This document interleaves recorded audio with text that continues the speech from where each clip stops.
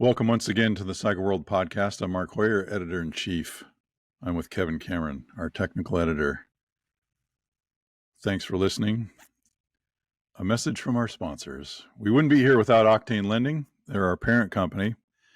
If you go to the bio, if you go to the video description, you will see, link in bio. It's very common, If you go to the description, you'll see a link to Octane Lending, and you can check on your credit, and you can get a no-impact investigation as to how much you might be able to get financed to buy the bike of your dreams. So check it out. You can go through the process there. No impact on your credit. Shop around. We appreciate Octane because we wouldn't be here without them. There's just no doubt that they are a great supporter of our work and believing in the editorial message that we bring, unbiased and independent, and they support that very much, and we appreciate it. On to that unbiased message, investigative. Well, this week's topic is the evolution of BMW's GS models. So the R1300 GS just came out. It's another great next step in the evolution of the adventure bike, and the GS adventure bike, which is very much its own thing. It has a very, let's say, focused expression of what BMW is and how BMW interprets an adventure bike. And of course, without the 1980 R80 GS and then the Skunkworks fellas, Big Fritz or whatever his name was, who was riding in the ISDT on a basically Skunkworks bike, a bike that they kind of built up to try it out and see what it was like off-road. And they got a real big guy to ride a relatively big bike, and they were out there doing it. And here we are decades later, and the adventure bike market is very large, big segment. It's kind of displaced sport touring. It's done a lot of things. People use them in many different ways. For all the, for all the people who say, oh, we just ride them to people just ride them to coffee shops and blah, blah, blah, or they dress like astronauts. And well, people really ride these things everywhere, and that's what they're good for. And there's the question of liberty. If you yes. buy it, it's up to you where to ride it. Absolutely. And if people want to make fun of you for something that you do, then you can make faces at them. Or you can just keep riding farther farther away. We're using the launch of the 1300 as kind of the talking points about the evolution of the GS and the flat twin. And I've ridden quite a number of these bikes over the years. I rode the O2 at the launch in South Africa, and then we went back again for 2013. And there's specific things we'll talk about there. But as ever, we're going to start at the Big Bang for BMW, really, which is, well, the Big Bang was really way back in the day. But we're going back in time, and I'm going to hand that to Kevin because he's got it. Way back. Yes, indeed. He was there. Yes. He saw the flash. Well, the Big Bang, of course, was 1969, the arrival of the /5. And there was a reason why the /5 was essential to the future of BMW, because when the World War II ended in 1945, the quickest way to get a motor vehicle back into production is to build a motorcycle. Germany's motorcycle production just grew tremendously. They had two of the world's largest producers within 8 years. And then in 1955, it all fell down because cars had been tooled, small, inexpensive cars that a family could fit into. Try fitting your family into a Staib on a classic BMW with sidecar lugs, integral with the frame.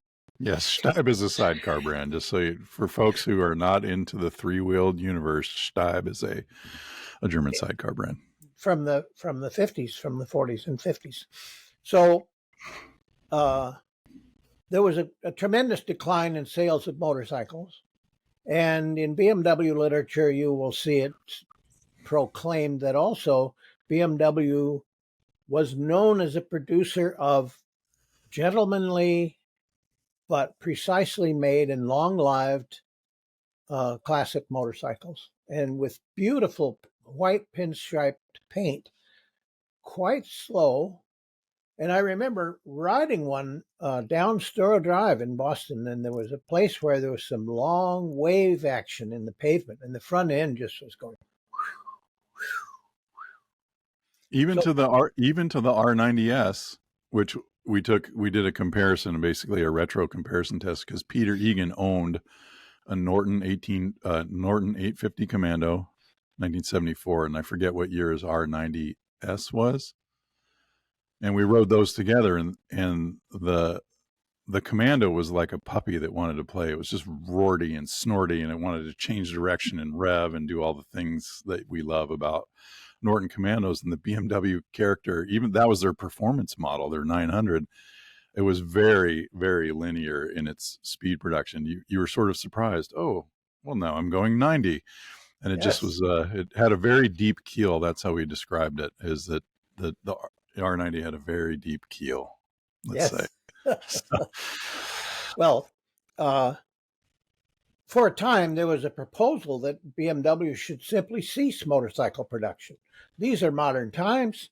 The car division is things are looking up, and this provoked a tremendous reaction. And all these elderly shareholders were brought down from the Bavarian mountains to vote against. No, we are not discontinuing motorcycles. So what they did then was they brought in two fellows from Porsche. One of them was Klaus von Rudiger, and the other, whom I've met, he's no longer with us, Hans Günther von der Marwitz. And von der Marwitz had some experience racing British singles, and he proclaimed that his team would design a BMW that would combine the handling of a Manx Norton with the comfort of a tourer. And they ended up with a really short 54.5-inch wheelbase, which is racy, but 8 inches of wheel travel. So you could really nosedive the thing. And mind you, this had a telescopic fork, which reduced the polar moment of the steered assembly by 57% over the long leading link Earl's fork from the sidecar days. So a completely new engine was designed based on automotive practice. The old BMWs, the /2, were roller motors. They had roller rods, roller crankshaft, and they also flipped the engine upside down. They put the camshaft underneath, the push rods on the bottom.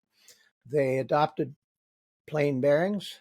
They still retained the tunnel-style crankcase. You slip the crankshaft into the case from the front. And the new motorcycle was an entirely new direction for BMW. But you'll notice that the new engine they designed, was a flat twin, just as originally specified by Max Friese, the aircraft engine designer. To him, it made perfect sense because it put the cylinders out in the breeze where they could be cooled. And this new motorcycle attempted to bring together the traditionalists who would not have anything but a BMW motorcycle with the new concept and the new rider, which is a rider who is not riding from necessity, but from preference. Motorcycles had ceased to be transportation in 1955. This new BMW was going to bring adventure into the lives of its riders because of its higher performance. And in October of 69, the R75/5 was introduced, and big motor for BMW, and big action because the motorcycle was much lighter than before, performance was higher, and yet there were those cylinders. So the original character was retained, and this will prove to be essential throughout the GS story. So in 73, not long after, they lengthened the wheelbase a little bit. Looks like von der Marwitz sort of underdid it there with 54.5 inches. That's short, man.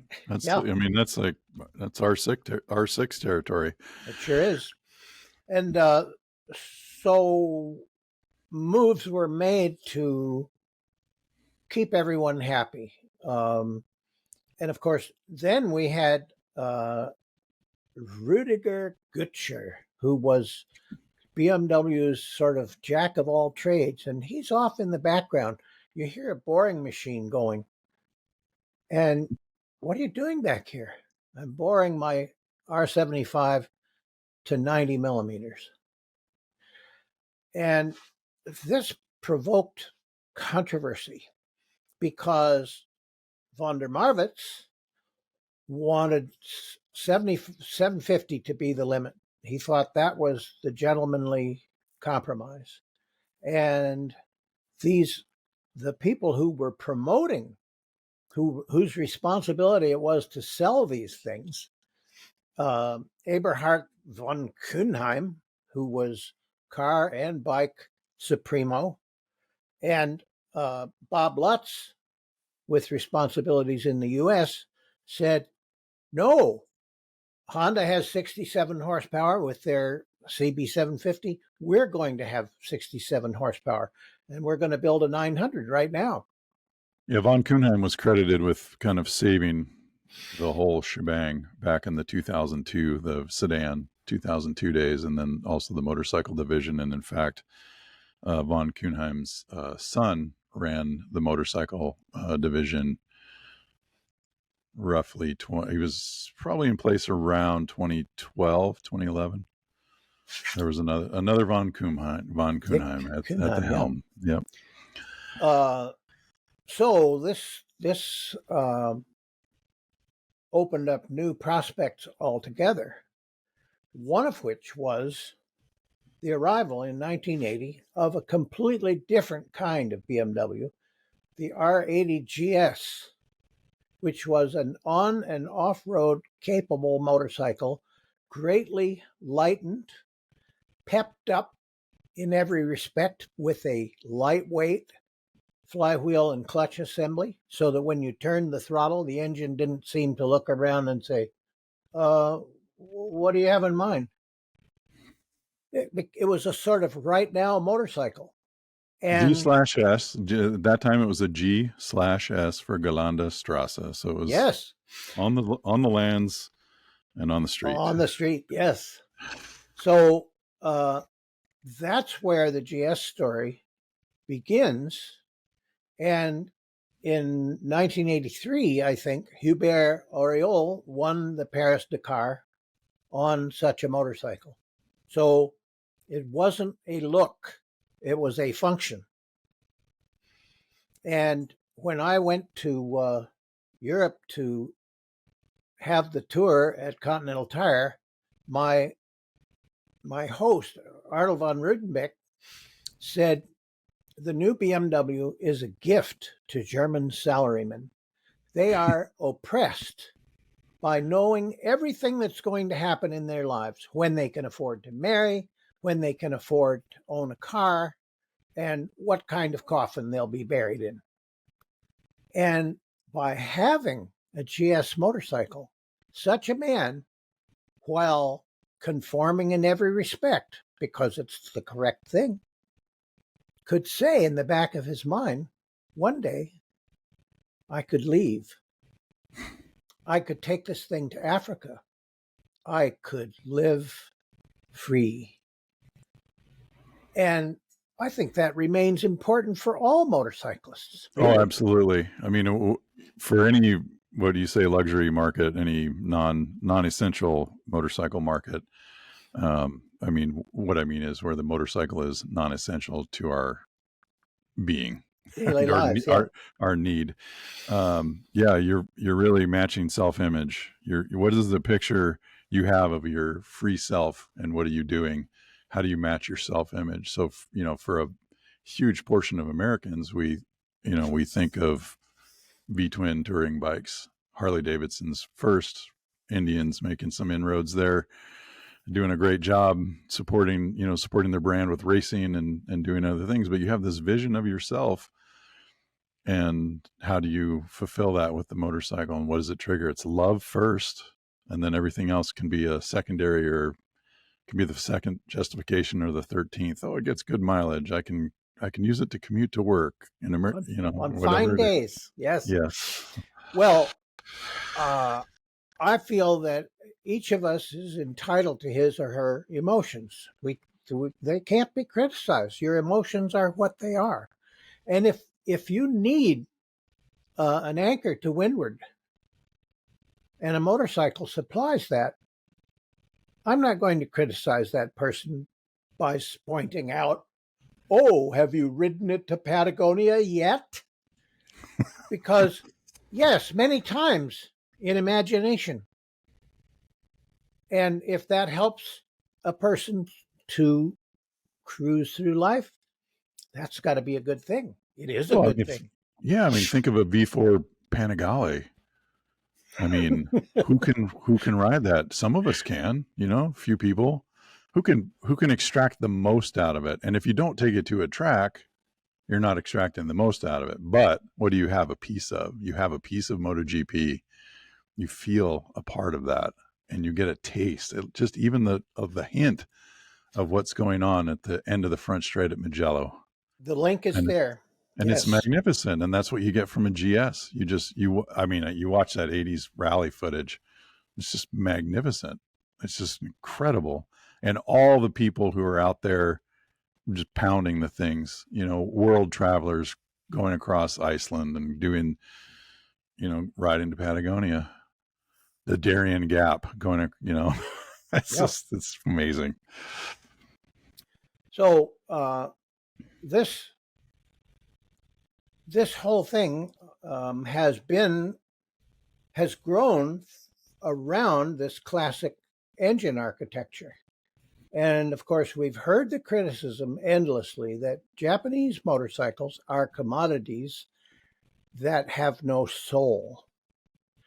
And I think that BMW carefully considered all sorts of cylinder arrangements and engine architectures, and they stayed with what they had. There are some good reasons. One of the reasons, of course, is emotional. There is soul. There is a certain look. There's a sound. There's a vibration. That big motor, the left cylinder, is a little bit offset to the front, so that as each pair of pistons stops at top dead center, it goes this way a little bit, and then when it goes the other stroke, it goes this way a little bit. So for you Spotify folks, he's showing it. It's oscillating around the yaw axis. Oscillating around because one piston is, if you knife and forked them and they were in the perfect pair, they were in perfect line, you wouldn't get that. God, what do you call that? Type of vibration. Anyways, well, it's an oscillation, but you wouldn't get that oscillation, and you wouldn't have that feeling through the bars, which is pretty nice at lower RPM. It gets a little fuzzy when you're revving the daylights out of it, but they fixed that later, or with two balance shafts. They attenuated it. Yes, they attenuated it later because pistons kept getting heavier in relation to the vehicle, and Honda had to address secondary vibration in the inline 4 in 1997 with the Blackbird, and BMW had to address this eventually when the pistons were just becoming tremendously large, closing in on 4 inches. So compromises had to be made in order to preserve this engine type. For example, the /5 of 1969, the push rods had to go all the way to the central plane because the camshaft was central.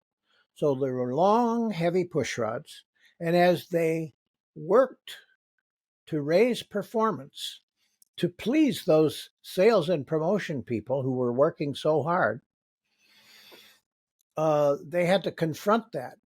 And there have been many steps along the way to bring us to the modern 4-valve double overhead cam, shift cam engine. Everyone has to deal with this because we know that we can get, what would we call it, brochure horsepower by just leaving the intake valves open later. But then there's going to be a big flat spot. So, okay, forget leaving them open later. How can we get more performance with a wide power band? With 4 valves. Oh, but our engine is air cooled. It's going to stretch the material between the paired exhaust valves and there'll be a crack there. No worries, we'll drill a hole and circulate oil through there and keep that region cool enough to be stable. No valve seat distortion, no cracking, no leakage, no problem. The fabled exhaust bridge crack. Yes. Look out, I'll say asperities. There you go. But 80% of podcasts, asperities. The thing is that really BMW had a tremendous asset given them by Max Friese, and that is that the engine is close to self-balancing. And indeed, if you were to fold those cylinders, which are at 180 degrees, up Much to like 90 you said, degrees, yep. Up to 90 degrees, you would have the engine architecture of Ducati.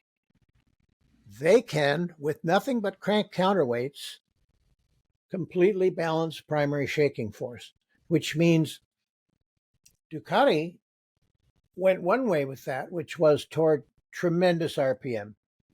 Some of those gigantic twins, like 116 millimeter bore revving to 12,000. Please. I mean, that's a bigger bore than a big block Chevy.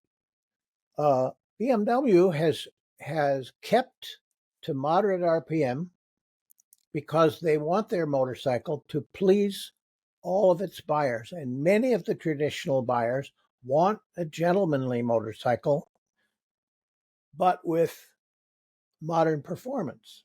So that's a different set of pressures on design. So they have more or less kept around 7,000 RPM. It's creeping up, but it's still in the neighborhood. 4 valves, topical oil cooling, eventually water-cooled heads. But they said that even with the water-cooled heads, 66% of the engine's total heat removal is direct to air by means of the fins that remain there. Because if they took away the fins, you know there would be complaints. Motorcycle engines got to have fins. So all these changes have been added to a basic concept from, 1923 or so. And even before that, it dated back to 1897 when Carl Benz created the first flat twin, the Contra, so-called because of its pistons making that contrary motion, the boxer motion. And I think that it's delightful that they have kept to their primary motivation, which is to combine the classic motorcycle that they've always built with modern requirements. When it became time for electronic gadgetry, I think it was 2013 that they added cornering ABS, which meant that they had to have an IMU. And when the people at MIT's various specialist laboratories that you can't get into because they're guarded by soldiers, developed inertial guidance, the unit weighed approximately 100 pounds, and it cost hundreds of thousands of dollars, and it had spinning gyros in it, and high precision accelerometers and all kinds of computing power. And that's been reduced down to a little $100 unit, such that athletic training outfits attach them to people's wrists, elbows, shoulders, knees, hips, and feet in order to map out exactly what they're doing wrong. And all these things that Max Friese probably never dreamed of, although you don't know, are now added to this basic, originally very conservative concept. And here it is, a quarter of the way into the new century, still at it. Now, at one point, when they introduced the K models, it was believed, well, with deep regret, we're going to have to put away the flat twin because it just isn't modern. They wouldn't let them. It was a foolish proposal. And Harley Davidson went through the same thing with Nova, which in Spanish, I'm told, means doesn't go. Yeah, no, Yes. no go. And they laid on Porsche engineers to design this thing. They were going to compete with the Japanese. Fortunately, at the last moment, that Minneapolis advertising firm said, wait a minute, you guys have something that no one else has. You have resident in the minds of all motorcyclists an identity. Don't burn it. Oh, I imagine the same conversations happened at Porsche when the proposal was made to switch to the V8 and do the 928, and that was the future of Porsche. And imagine a world without 911s.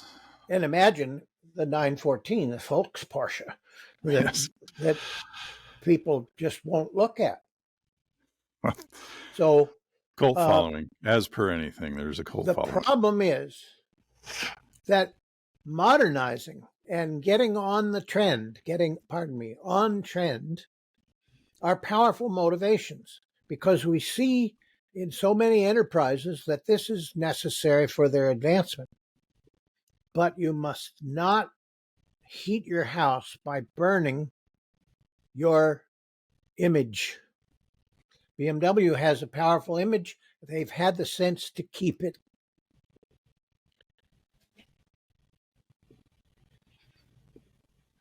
Absolutely. They do great work in other realms. I rode the F900 GS, the latest iteration of their parallel twin adventure bike.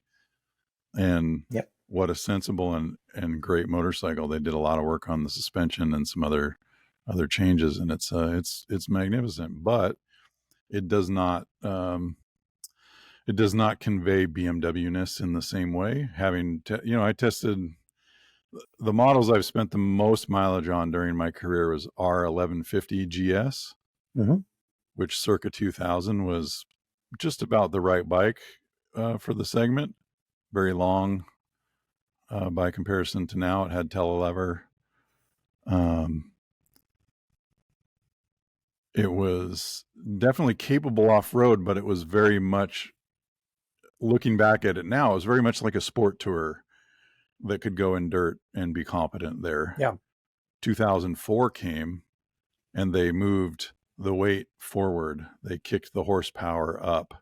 So big boost in power, very much a lightweight motorcycle, and riding that off-road in South Africa at the press launch, it was just a revelation.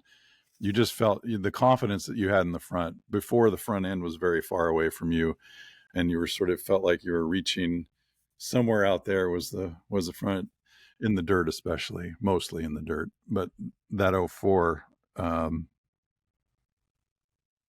it even encouraged you to jump off of water bars and jump bumps in the trail, and you didn't get necessarily that feeling with the previous GS. Yeah.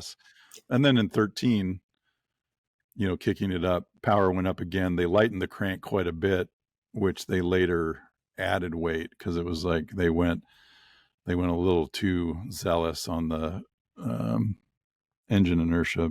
They found that people actually wanted something that didn't stall as easily because because you were riding it in tight situations and so forth. Well, I went to their test center in the south of France in 2019, and they put a lot of effort into talking about their new product design and testing facilities, because they said, we have found that our rising sales curve is being driven by a widening variety of new models and updated old models. So the old notion of producing Prius from 1999 to the present day in the same shape was not working for them. So they have had to develop automated methods of gathering huge amounts of data from every test ride and test rig, so that data can be reduced to form that human engineers can look at and say, oh, you can see what's happening here, and we need to do this in order to optimize that. They often call it the data ocean. And then Yes. then you need your Tableau, or you need something else to, and then all the engineers, all the statisticians and all that to make that into something we can make sense of. Yep.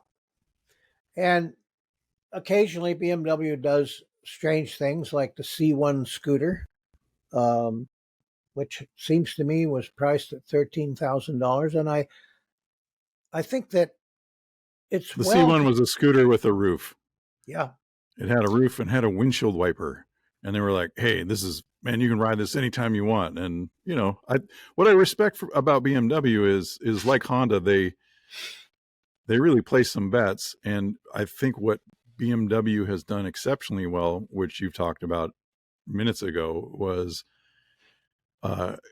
hanging on to their spirit and their soul, but also having the freedom to do other things. And I think internally they've had a lot of battles. I know they have, because they've been described. Can be sure of it.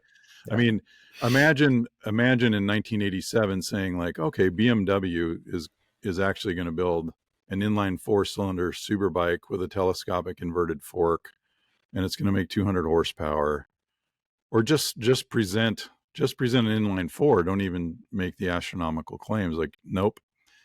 I mean, you couldn't convince, if you went to BMW in 1987 and said, come on, you guys, what's with these freaking turn signals? Because, you know, the traditional BMWs all had a button on each handlebar, and you lifted your thumb up, and it was logical. It was, this is the logical way to do turn signals.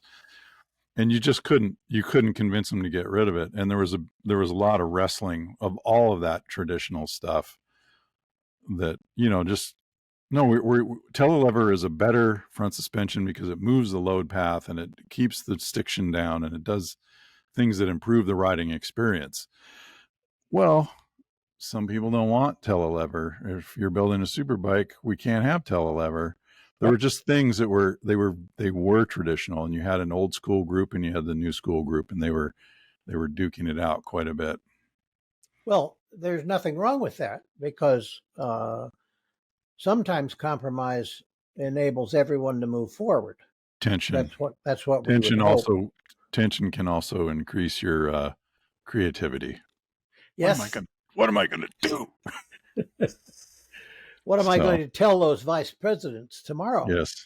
Well, I think when it comes to Parlever, I think it basically does what was done for Moto Guzzi by racing, namely, they swung the brake caliper on its own pivot, and they arranged so that the torque from the brake caliper and the torque from the gear case were reacted to the frame. Yeah. Clarifying for the audience, I was talking about Tlever, which is an A-arm, roughly at the same arm, roughly at the same height as the lower front triple clamp on the fork. And that was their Tlever. And then Parlever got rid of the traditional up and down movement of Pinion climb. the pinion climbing the ring gear at the back, because there was no force to counteract that. So when you put the torque into the drive shaft under acceleration, should want to lift, and it did. And when, yes, Kevin's standing up, his head disappeared from the screen, dear Spotify. And then when you rolled the throttle off, the bike would squat. And It can be quite comical when they do it in their little dog and pony show. Well, it's interesting because the inherent design had problems. But they weren't problems because you weren't making 100 horsepower. Yeah. So it really wasn't a problem, but it was there. And then as you progressed, it became a problem.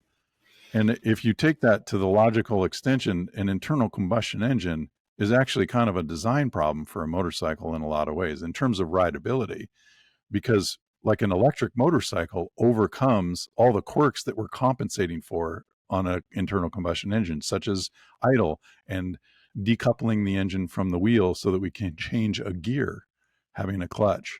Having ratios. 6 ratios. Electric bike, you can benefit from ratios on an electric bike if you are trying to race, but really on a street ride, you can just do whatever you want. Like you just pick a gear ratio on electric and you just turn it. Point is, BMW had the platform, and it is part of the brand, and they have just, as you do, you whack-a-mole. Well, we're finding these things are really, really standing up now that we have 75 horsepower or whatever it is. Or boy, and the squat on D-cell is horrible, and all of that. And they just, whack away at it. And what do we have now? Great motorcycles. GS is amazing. I mean, it's very much it's not a high performance dirt bike. When you ride even the biggest KTM adventure bike, it still has sort of it's narrower, and it has a dirt bike soul. Even though it's 1300 cc, it still has a mid corner pivot with your leg out, and the GS is a lot closer to that than it's ever been. And it is but it hits a different target. It has a different feeling, and you really do feel like you can ride to the horizon. It's not about getting there fast. It's about being able to get there for sure. And in an easy way. Like a marathon runner is not doing a 10-second 100-yard dash. I mean, they're getting close, but the point is they're picking a pace. You're picking the mountain pace, or you're picking the dirt road pace, and you're going to be doing this a long time. That's kind of the mental state that you get when you point it toward a dirt road. And to give this motorcycle torque everywhere has been a steady progression. It was not easy to do this with those long push rods and the heavy push rod and rocker arm valve train. But they eventually canned that, and they put 4 valves in its place. Well, 4 valves can flow the same air as 2 great big valves, but with less open time, which gives you automatically a broader power band, because the less valve timing you have, the more your engine is like an air pump, and the less it is like an organ pipe that only plays one note. For example, Rob Muzzy, Mr. Superbike, said the harder you tune on a 4-stroke, the more it acts like on a 4-stroke, the more it acts like a 2-stroke. That's because when you have to rely on things like exhaust and intake resonance and all sorts of things that are time dependent, your power band shrinks down. BMW, to preserve all of their qualities for all of their fanciers, had to go the other way. They had to have torque everywhere. So today we have 4 valves, double overhead cam, which means lightweight valve train that can open and close rapidly, allowing the use of short timing. And there's shift cam. Shift cam has 2 different sets of profiles. So you have the high speed and the low speed, so that it's like an RZ 350 that had the variable eyelid exhaust ports, and it had a low speed nature and a high speed nature. And that's a good thing, because for long distance travel, for easy riding, for riding in a variety of circumstances, you need torque everywhere. Good, strong torque. So it's come.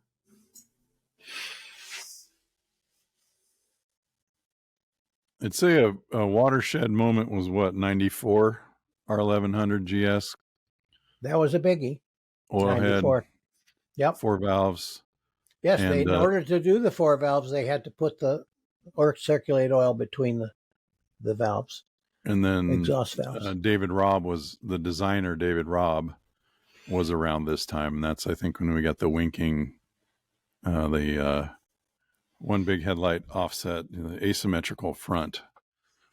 And that's been an interesting thing to talk to BMW folks about, because they've had asymmetrical and people complained, and then they took asymmetrical away recently and people complained.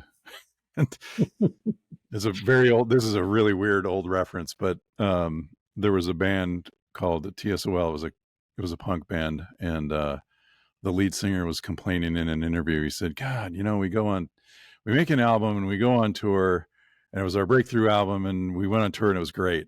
And then we came out with another album, and then everybody hates the album, and we go on stage and they scream for all the songs from the first album. Yeah. And then the second album's out, and then we do the third album, and we go on, and everybody hates the album, and they scream for the second album, which they previously hated.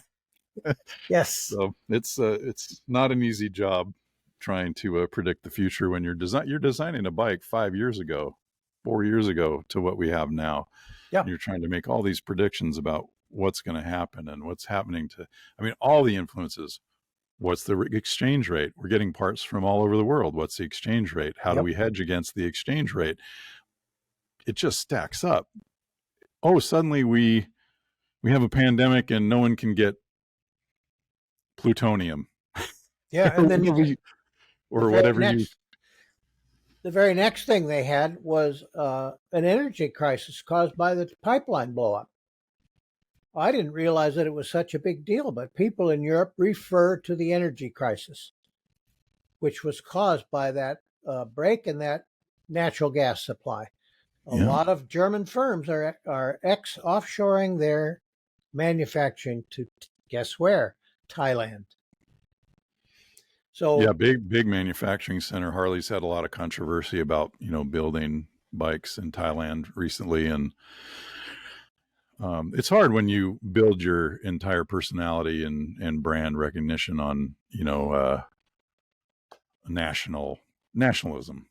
Yes, it really is nationalism. Yes, proudness, and we can be proud that you can't say anymore that for Harley you can't say like, oh, we were proud that people named Smith could make whatever, because the entire company it's full of engineers and software people from India and Bangladesh and South America and Brazil. Like the diversity of person who's working there, but you have this nationalism about it's just what happened with the Bonneville when the Bonneville was introduced, the Triumph Bonneville in 2001. I was at the factory, and there they were, plasma nitriding the cranks right over there across the room. And there's the assembly line of them dropping those cranks into the cases with the gear sets. And there was an English motorcycle built in England. And then they offshored that stuff to Thailand, because Thailand's a great place to build things. And there was a lot of upheaval and upset. But at the end of the day, motorcycles are global. Even your motorcycle that is air quote American, your Indian or your Harley Davidson, the foreign source content is very large. You just have to deal with it. So it's just how it is. It's just how it is. Maybe we can make some changes, but anyway, there's still, BMW will still say that their cruisers made in Berlin. It was a big deal that they're making the R18 in Berlin. They wanted the Spandau factory. They wanted to put a stamp on it. Yep. That was the Brahmo aircraft engine factory in World War II. But of course, any factory that's been around for a long time has had many occupants. Trouble is, today, some of them have no occupant. Yep. But I think we can be optimistic because it looks like BMW has a powerful process for generating these new models. Mark mentioned the parallel twin bike, and those models will be offered as the market develops. It's sort of Bayesian. You make a prediction, you gamble on a new model, it hits the market, and it starts to send you feedback. If you don't pay any attention to the feedback, like the English in 1966, oh, we don't like bright colors on motorcycles, so you can't have those colors. That's one way to go out of business. But if you pay attention and you update and you offer new models that are closer to the mark, why, you might succeed. But going to business school doesn't enable you to predict that someone's going to blow up a gas pipeline. So we live in a pretty unpredictable world, and I think BMW are doing well to adapt and keep on adapting. And I want to say it's always been unpredictable. That's the point. Sometimes people say, oh, things were so simple 10 years ago, 40 years ago. Oh, I just, things, in 1950, things were so simple. And it was, it's just a simpler, slower world. And I'm like, well, I don't know. Polio kind of sucked. Like pre-penicillin, the 30s, the 20s, whatever it was. Like, gosh, we've solved a lot of issues. There's a lot fewer things that we have to worry about day to day than once we did. People say, oh, we're all so busy now. And I like to say to those people, and they weren't busy in 1943, working the graveyard shift, trying to get the kids to school. One of my Give me favorite. A break. So a friend of mine, my friend Ray Nerlich, he's a good friend, and he's a motorcycle collector and Jaguar restorer and an amazing mechanic and machinist and engine builder and many different things. He bought the Rody Rodenberg Triumph race bike. So it's a pre-war, it's a bronze head.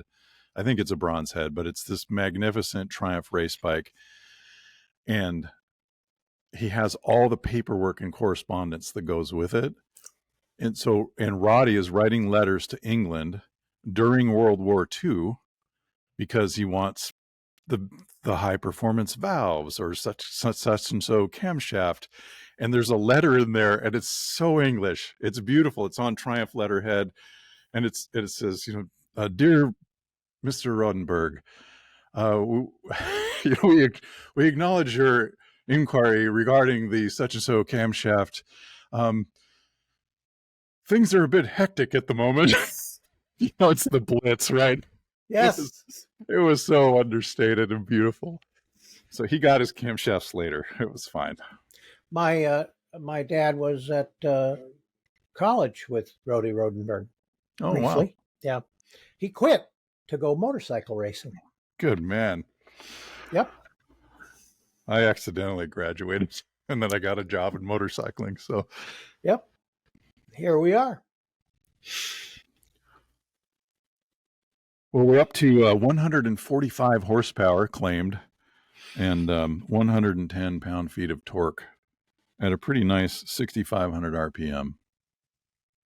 And we have yet to sling that 1,300 on the dyno. I don't think. We may have done it, but 106.5 millimeter bore, 73 stroke on a flat twin. When you're trying to keep it narrow, you can't throw a 4-inch stroke at it. Not that anyone would. Yeah. But you're better off with a big bore and a short stroke for many reasons, but particularly in this layout, we don't want to get stuck between the trees.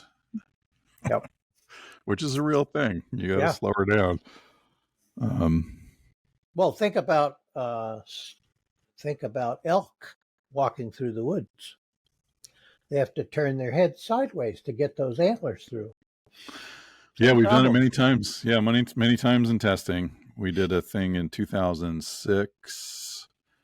We had Gary Jones, legendary first U.S. motocross champion, worked in product development. He was one of those one of those guys like the old flat trackers and guys working on their own bikes, racing and building their own pipes. He was working in motorcycle development, building pipes, oval section mufflers that made more power than the round Super Trap, and Super Trap didn't want to know. So he just made his own round ones that they marketed through the great old company, White Brothers.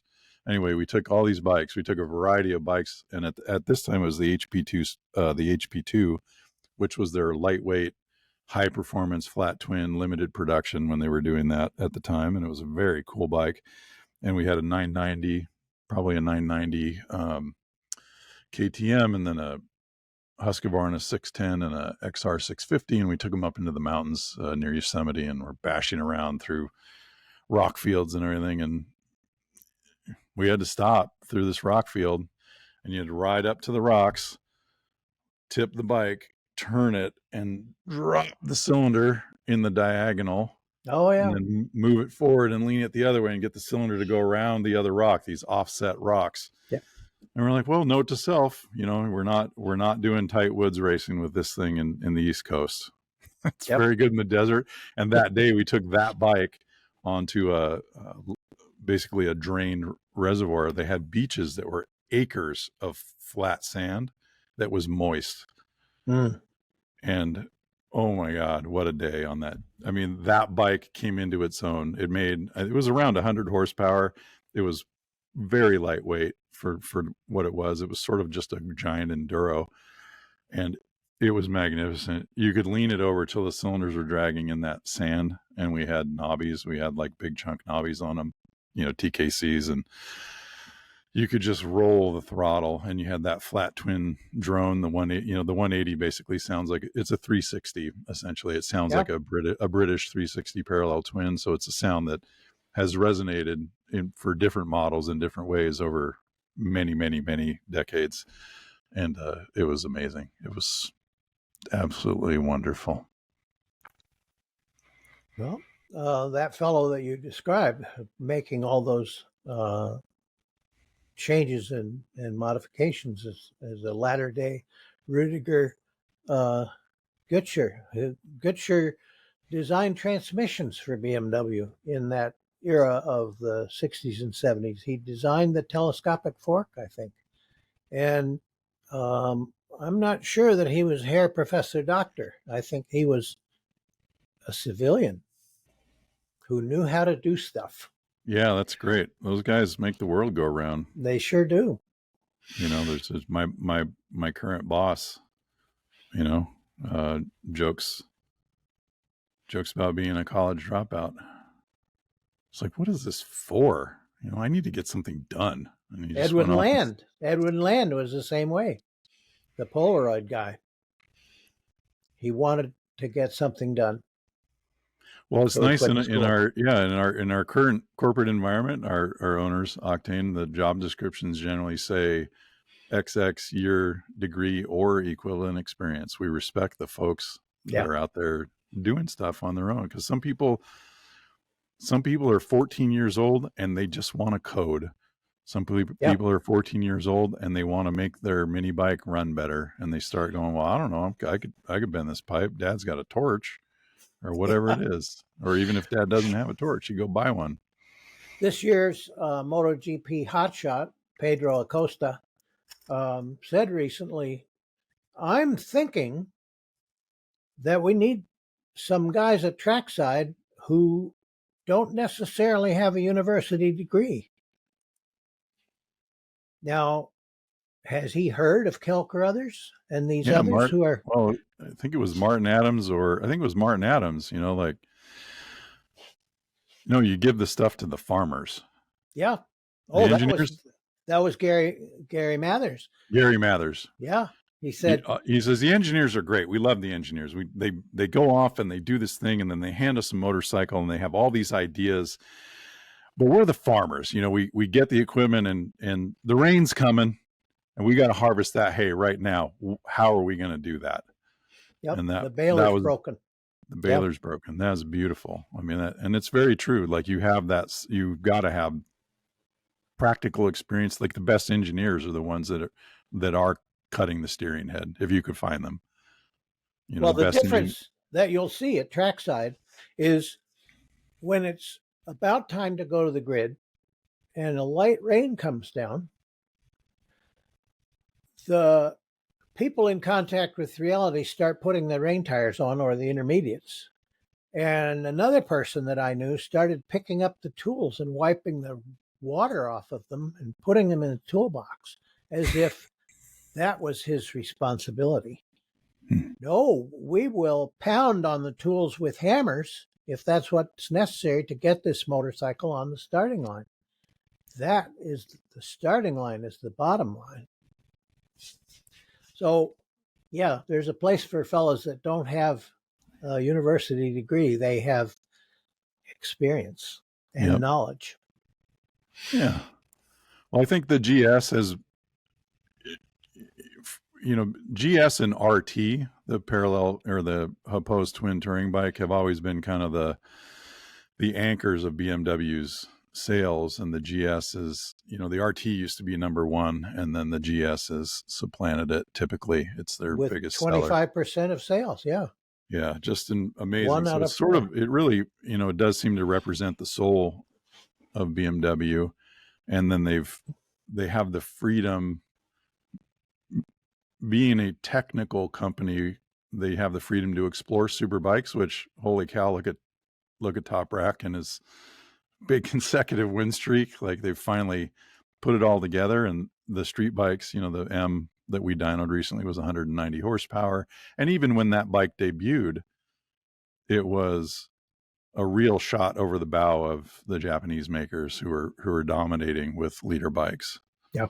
And you look at Ducati, we talked about the Ducati's permanent state of revolution, and just saying, well, we need a V4. That's what the superbike has to be now. We've taken the V-twin as a ultimate performance machine to its logical conclusion. We're not abandoning the V-twin. We still have that as a part of our brand identity, and we have a lot of great V-twin motorcycles, but we're here to cut wood, and this saw runs harder. So it's very cool. And Harley too. I mean, Harley, I think when you look at the adventure bike, look at what Harley did. They came into a market that was mature. They applied their engineering expertise and their research, and it's not, we're not talking about a bunch of guys with a ripped, t-shirt with their sleeve ripped off, working, like boring out the cylinders bigger or whatever,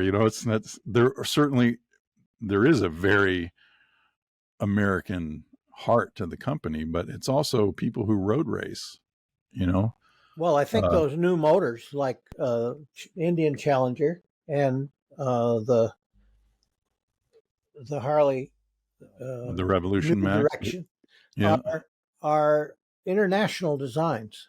When you look at the execution of those machines, it is international. You don't look at it and say, "Oh, they have 20 screws when 4 would do the job. It must be English."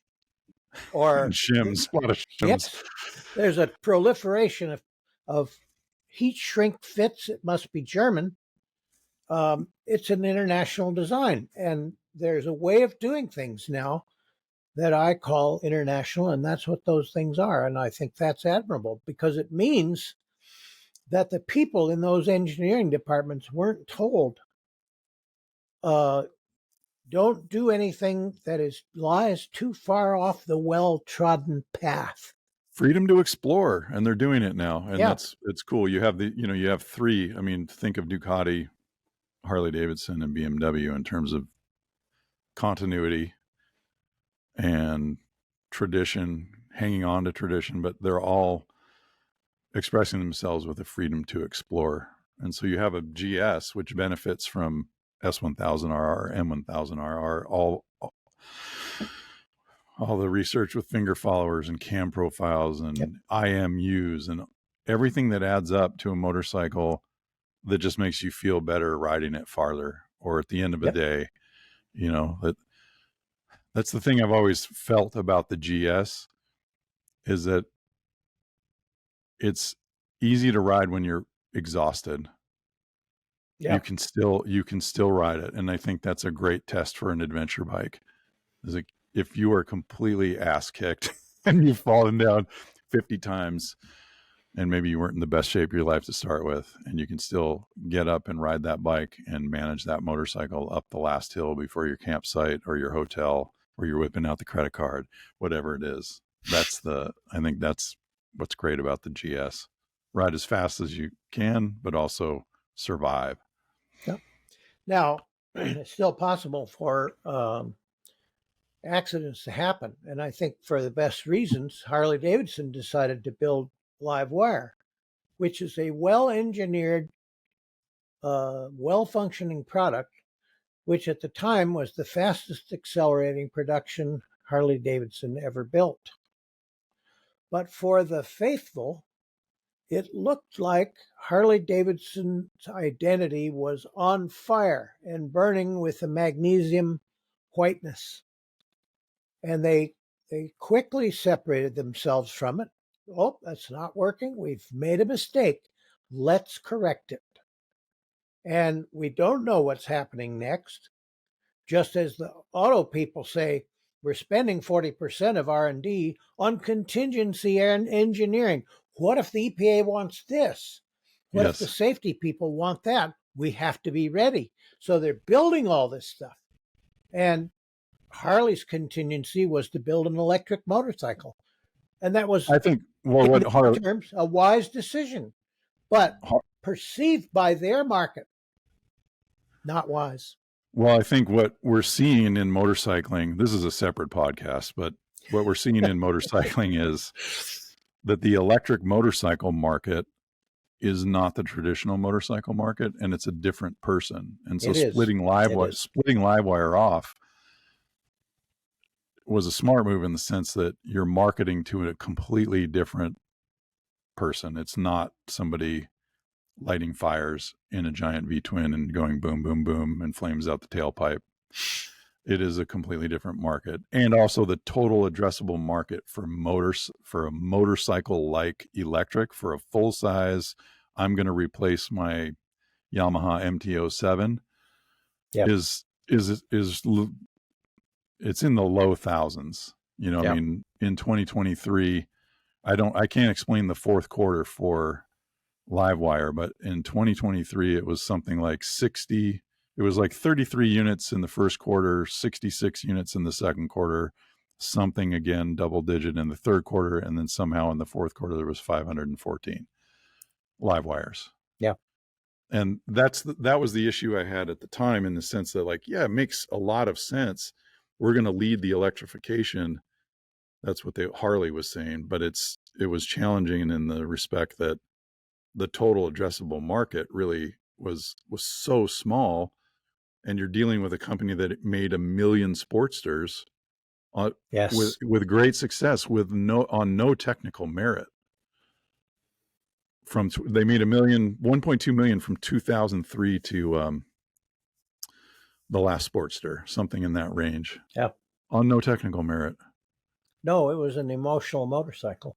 And they're good motorcycles. I'm not saying that it's a bad motorcycle, but I mean, if you want to go up against an MT-07 that weighs 400 pounds, it's like really easy to handle. It's different. Like the Harley's not hard to handle, but it has its own thing, and that you're kind of accommodating that a little bit more than an MT-07. But anyway, we are so far away from a GS right now. The point was freedom to explore, and that's you've got a really strong traditional core that people love, but you also have the freedom to explore. And Harley Davidson came out with an adventure bike that was successful in its first year, showing that all the engineering that was actually going in to the air-cooled bikes, that it's very easy to ignore because it looks like some version of 1941. Yes. You know, it's just very interesting, and BMW's done a beautiful job balancing all the things and making their experiments and doing things like an inline six that's magnificent. Keeping their identity and nourishing it. Yeah. That's essential, because the British motorcycle industry had a powerful identity and they burned it up. So everybody beware. Yep. So good job, BMW. We've got a full test on the R1300 GS coming up, or it may be up now because we're recording this for the future. Yes. Thanks everyone for listening to the podcast. Hop in the comments. They're as good as ever, even better actually. And we have some very interesting questions coming on, and we'll address some of those in future podcasts. Maybe we'll bring some tools into the mix. You know, I've thought about, Kevin, getting a little aside before we get going or in the middle of the show. What's your favorite tool this week? And I got one. I got one too. Yep. I've got many favorite tools. I dropped one of my favorite tools recently and broke it. Now I have a new favorite tool. So anyway, thanks for listening. We'll catch you next time.